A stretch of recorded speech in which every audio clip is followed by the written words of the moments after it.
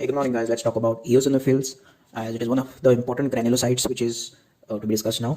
Eosinophil is a granulocyte, and its count side thing I told 1 to 4% in the total leukocyte. How much total leukocyte count of that 1 to 4% is eosinophils, which amounts to 150 to 300 cells per microliter.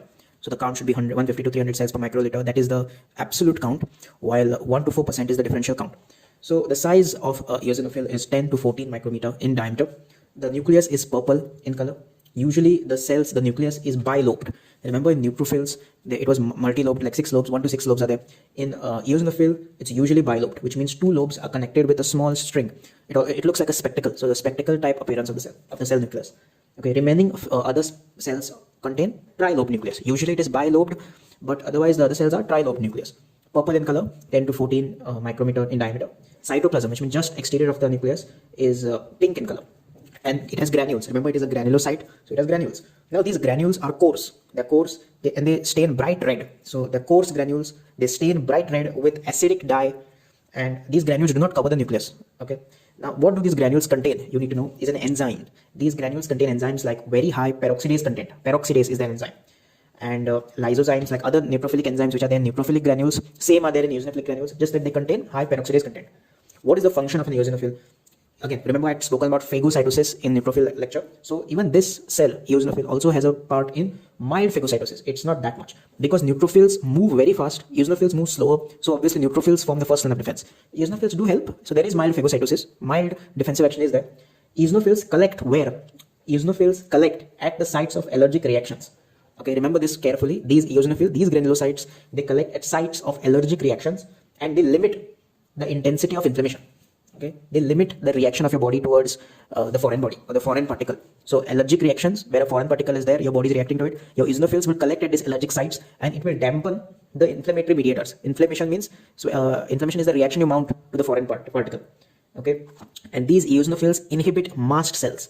We will discuss about what is mast cells later on as we study histology, but you need to understand eosinophils has a very good connection between allergens and allergic reactions and parasitic infestations. Regarding this point, eosinophils collect at allergic sites, and they dampen the immune response, or they dampen the inflammatory response, excess inflammatory response, because they degrade the inflammatory mediators.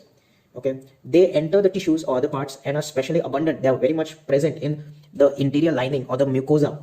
Okay, the mucosa of respiratory tract, gastrointestinal tract, and urinary tract, and they provide something called as local immunity.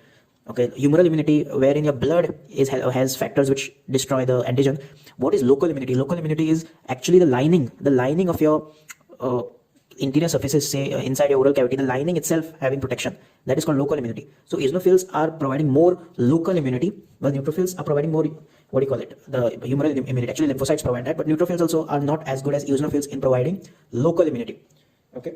And these eosinophils collect in urinary tract, they collect in gastrointestinal tract, they collect in respiratory tract. Okay.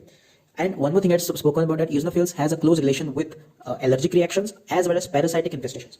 So eosinophils attack parasites that are too large to be engulfed by phagocytosis by, say, neutrophils. So some of these parasites are way bigger in size, and in such cases eosinophils play a role, because eosinophils also have granules, and these granules contain peroxidase or the chemicals which are toxic to the larvae of the parasites. Okay, so parasitic infestations, which those parasites are too big for neutrophils to phagocytose, those are killed by eosinophils using their degranulation of the granules, which contain high peroxidase content, and also they have their role in allergic response or inflammatory response, decreasing the intensity of that. Okay, so let's talk about eosinophilia. Eosino means eosinophils, philia means more, so eosinophilia, which means increase in eosinophils. Remember, allergic conditions, bronchial asthma, you must have heard. So people with bronchial asthma, many times they have high eosinophil levels. So bronchial asthma, allergic condition. Parasitic infestations I spoke about, such as worms, like any worms which are parasites. Such conditions also increase eosinophils. And skin diseases. Actually, saying just skin disease is a very general, broad term, but for this stage I think it's okay. Eosinopenia is not very important, as it's not seen that often. So we'll end the lecture here.